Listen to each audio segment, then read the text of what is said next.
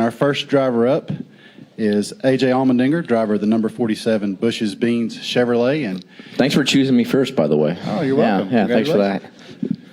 Bring up the best first, right? Something like that. But A.J., obviously, you know, everybody knows about your great win a couple weeks ago, and now you're here at Bristol. What are your thoughts coming into this race this weekend and, of course, getting it ready for Richmond?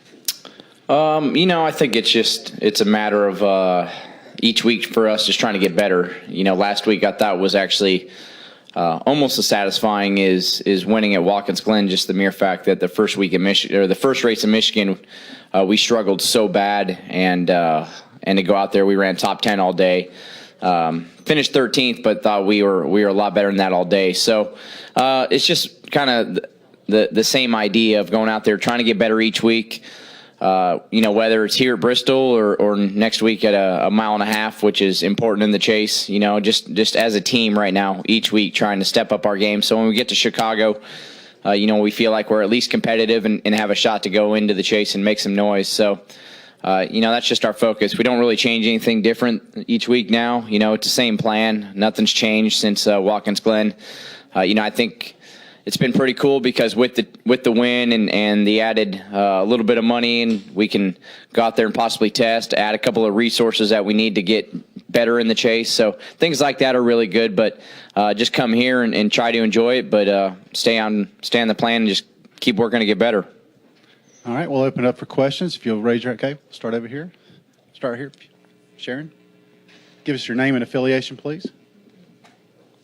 Matt Weaver, PopularSpeed.com. Is there a certain, position in the standings or results or pace that you need to see out of your team by the time you get done with Richmond to feel like you're ready for the chase? I think I wouldn't. I don't like putting a certain result because the way these races play out, you can't always judge by that. Last week, like I said, we finished 13th, but we ran no worse than I think 9th or 10th all day. Just had a bad restart at the end. But I think it's just going out there at each racetrack and just being competitive. Being in the mix. Michigan, we were inside the top 15, top 10 every practice session. I felt like our speed was good. So it's really just the same thing. You want to get the best finish possible. If there's an opportunity to win, you're going to try to win it. But in general, I think just feeling like when we leave the racetrack at the end of the weekend saying, okay, you know what, we were competitive and we learned some stuff. So that to me is what's important about going into the chase. We know when it comes chase time, when you put the championship contenders, label each team, we're probably at the bottom of the list. But, I feel like if we do the right things, as I said, we're going to have a few more resources than we've had the last couple of months. Might be able to use our last test at a mile and a half racetrack. So things like that are all positive. So just going out there and feeling like each weekend we're getting better and getting closer to the front of the grid. Okay, the gentleman right beside you, and then we'll go over to Mark and then Jeff. Yeah, AJ, Paul Woody, Richmond Times-Dispatch. You said after Watkins Glen what a thrill it was to win. You just never knew if you would win a Sprint Cup race. Would you mind talking a moment about were there times the past couple of years when you even thought you would be back in Sprint Cup, and talk a moment about your road back to where you are now? Yeah, I mean, I've documented a lot. For me, it's just, there's times I didn't know it was going to happen. But, I've learned in life, really, you just take every day as it comes. And I've always been a guy that's tried to plan ahead and look forward what's happening next instead of really what's in the moment. So to me, that's what it's about. It's just enjoying the ride now and having fun. I love this race team. Tad and Jody, they've made me feel so much like family, like one of their own. Brad Doherty, to have him on my side to where he's an ex-athlete. So the times of questioning, whether it's my ability or just the things that go around, just having a constant passion when it comes to racing, and the same with him for basketball and for racing. The things that I can talk to him about have really helped me out. So I just really enjoy the team and enjoy the surroundings that I have right now. That was stuff in the past that I probably struggled with a lot. So now just looking forward and enjoying the moment. I've tried to enjoy the whole process of how we got here. And as I said a million times, I'm way better for it over the last couple of years. But just, now looking towards the future, just knowing that this race team, it's my race team. You know, I feel like I'm one of the leaders of the team, and I can walk in the shop and we got the winning banner, and makes me feel special that we did that together. You know, and a lot of the guys in the shop, it was either their first Sprint Cup win or they've had wins in the past, and they said that this one meant the most to them because of how hard we've all worked as a group and as a family. So that to me is what I enjoy the most, and just trying to constantly get better every day and figure out what I need to do outside and inside the car, whether it's life or just racing, to keep getting better. Okay, we'll go over to Mark. Mark Garrow. Hello. Bueller. Okay. Bueller. Mark Garrow, PRN. I think it's up there a little bit now. How glad are you that you don't have to hit a Hail Mary pass with 3 races to go? How happy are you don't have to try to hit one here at Bristol? Well, going to this race. yeah, it's funny because each weekend I never really thought about, you know, oh, this is a Hail Mary, we have to win this. You know, I started this year, and it's the same thing I'm saying now, really, about going into the chase. It was just trying to get better. Now, Watkins Glen, a place like Sonoma and Watkins Glen, just with my background, we knew those were going to be probably better chances to win a race than, say, maybe going to Michigan and winning a race to make the chase. But I never looked at we have to win to make the chase. I just wanted to keep getting better. And wherever that put us at the end of the year, then that's what I wanted. So I guess I never really put that pressure to say, oh, you know, we got to win to make the chase.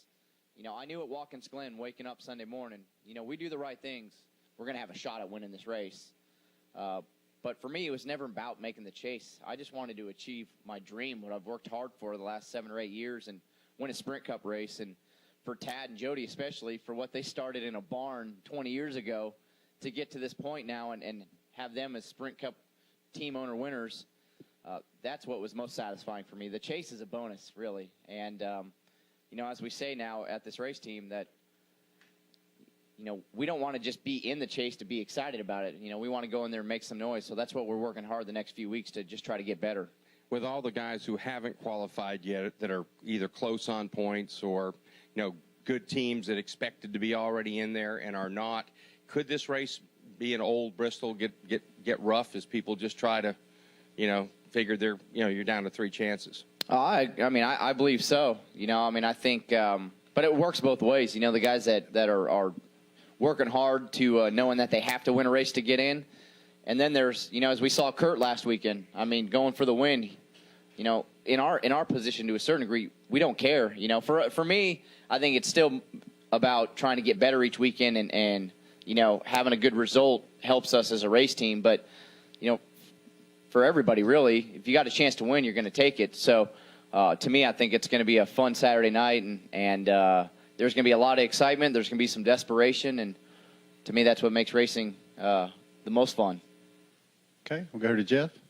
Jeff Glove from USA Today. AJ, I don't know how much time you've had to think about this, but what do you think guys, just in general, not just your race team, but once they get in the chase, how are people going to approach it? I mean, to get past the first round, you're not necessarily going to have to win. So are people going to go like conservative, back to points racing, like old school chase, I guess? Or, you know, do you see them taking chances and trying to get a win to advance? How do you think it's going to all shake out? I mean, I think especially the first 2 races, you know, if there's an opportunity to win and automatically get in, I mean, that's what you're going to do just because, I mean, it's real easy to go to one of the first 3 races and you blow up one of the races and all of a sudden now you're in a hole trying to make it out, you know. So I think if there's an opportunity to go win and automatically qualify for the next round, you're going to do everything you can. And that's what makes, I think, that rule so cool is the fact that you could easily go to points racing back to those 3 races each race just to try to get to Homestead. But with a win and automatically in, you know, you could be the guy that thinks you're sitting good after a couple races, and then you have a guy that's maybe 15th or 16th going into that last race win and knock you out. So if there's an opportunity to win, I think guys are still going to try to take it, and they're not going to have a second thought about it. Okay, go over to Brian. Brian Nelson, MRN. So now having been locked in, you're talking a lot about improving and focusing on getting better. Specifically, what areas do you think you need to trim up before, if you want to make some noise in the chase? What are you working on? Well, I mean, with the schedule, mile and a halves are critical. I think they're 5 out of 10 races. That's where we struggled, just the bigger racetracks in general. To me, those are the racetracks that resources, when it comes to aerodynamics and downforce and, things like that, just the little things that you do to your race car that make such a big difference around those places. So that, to me, is where our struggles have been. The short tracks we've been pretty good at. The super speedway racing, that's kind of luck of the draw. But I feel like with the ECR horsepower, we've been fast at those places. We finished 5th, had a shot to win at Talladega. So it's really just been the mile and a halves and the 2 mile racetracks. That's why last weekend was so satisfying, I felt like, because we had been so bad the first race there. Our guys back at the shop just kind of tuning on the bodies, doing the little things to try to make the car better. We showed up to Michigan. First lap on the racetrack was a huge difference. So if we are able to go test, whether it's Chicago or Charlotte, just to get some laps, work on some things. Qualifying right now is kind of where we struggle. We can have good speed in the first group, but we can't back it up the second group to make it into the final qualifying session. And starting grid, no matter what race you're at, is critical. So just little things like that to keep trying to get better. As I said, resources, we can take a few things like that, with our RCR Alliance that they've done to get better that maybe we're a little bit behind on, not because they haven't given it to us or they haven't allowed us to have it. We're just, when it comes to cost and resources, we can't get it. So little things that we might be able to get now for a Chicago car or Loudon car that we haven't been able to get before. So just little things like that. I mean, it's still going to be a lot of work, and I don't expect with the added resources that we have, all of a sudden we're going to go, okay, now we're a race-winning car right away. But it's stuff that's definitely going to help us learn and to go to Chicago, hopefully, and just say, all right, instead of where we've been running kind of 18th to 25th, if we can show up and go, okay, we're a 8th to 16th place car, we've improved a lot, and we can race from there. So what do you take away from this weekend? I mean, what can you work on, realizing that Bristol is different from just about any other track in the chase?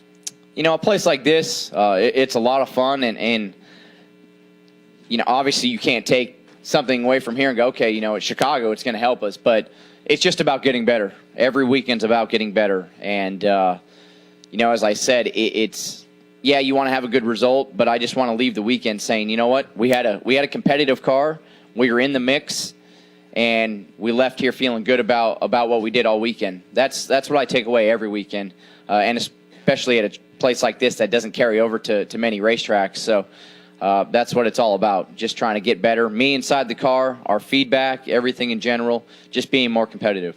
Okay, we'll go over here, AJ, to your right to Stan, and then we'll go with Dustin. That's my left. Left. We're making a left. Hey, AJ, Stan Creekmore with RPMTonight.com. When the cameras are all shut off, when nobody's looking at the team but you and the owners, what do you see in the team members now that prior to Watkins Glen you didn't necessarily see? I think for all of us, really, it's a little bit more being relaxed, a lot more confidence. Everybody, and I was, for me, leading it as well. We put our heart and soul into it. You see it on Tad and Jody's face, Brad's face. Everybody puts so much effort into it because we have to. I mean, we're a small race team, so we have to put that extra effort in. Those guys have to work that extra hour or two each day to make sure that our stuff is ready to go. And I think it's that being satisfied, feeling some sort of accomplishment.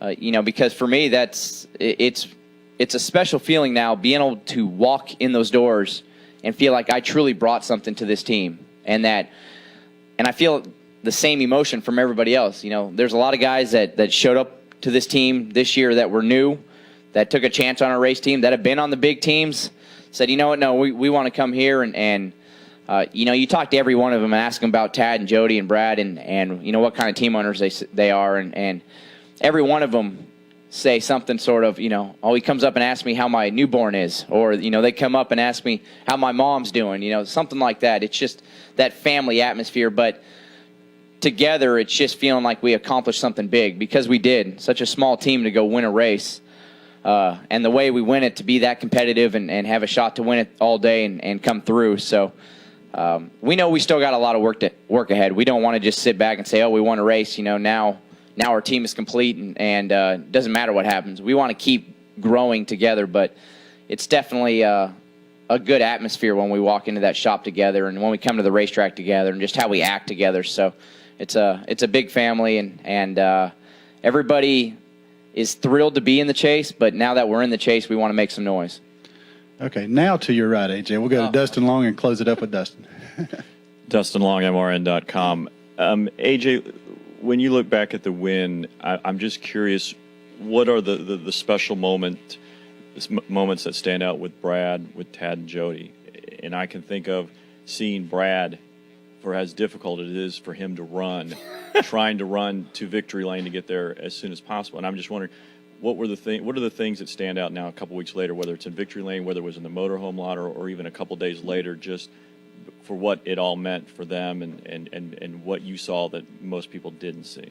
Yeah, I mean, I think the first thing is watching the highlights of ESPN and Brad and just in the trying to do his job, but jumping up and down and basically trying to break Rusty's back by jumping on him. That was pretty funny to see.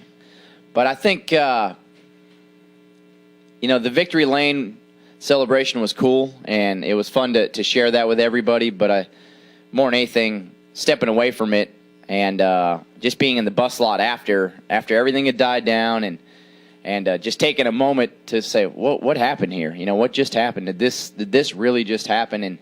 And seeing really Tad and Jody's face, just knowing just a little, from what I've learned from them already, just a little bit, but everything that they've went through and the struggles that they've had, to see just kind of in their body language and on their face, like what it meant to them. And that to me was the most satisfying thing, was because when they signed me here, and they gave me an opportunity and took a chance on me to a certain degree, just to be able to repay them back like that and just see what it meant to them, just in their language and the way they, it was almost surreal. It was happiness, but it was kind of like taken back because they didn't really believe that it happened. And Brad TP'd my bus, which I felt was kind of wrong. I walked up, my bus had toilet paper all over the top of it. So Scott's toilet paper, by the way. So, just things like that, just the joy of what it truly meant to get our first all together. I think that was the most satisfying thing to me, was just to see that emotion on their face and their body language, and their true outright joy and happiness was something I'll always remember. All right. AJ, thank you very much. Good luck this weekend. Thank you, guys.